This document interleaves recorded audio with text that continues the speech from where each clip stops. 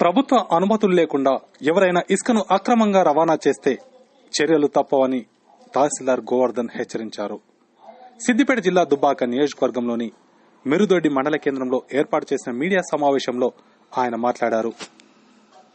అనుమతులు లేకుండా వాగుల నుండి ఇసుకను అక్రమంగా రవాణా చేస్తున్నారని తమ దృష్టికి రావడం జరిగిందన్నారు.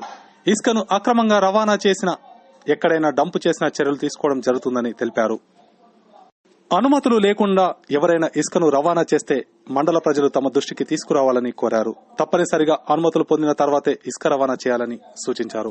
మిరుదొడ్డి మండలంలో వాగుల నుంచి ఎవరైనా అక్రమంగా ఇసుక తరలిస్తే వారిపై కఠిన చర్యలు తీసుకుంటాము. అలాగే రాత్రి వేళల్లో కూడా మా యొక్క సిబ్బందిని నియమిస్తూ ఎవరైనా అక్రమంగా రవాణా చేస్తే కఠిన చర్యలు తీసుకొని కేసులు కూడా నమోదు చేస్తామని తెలియజేస్తున్నాం.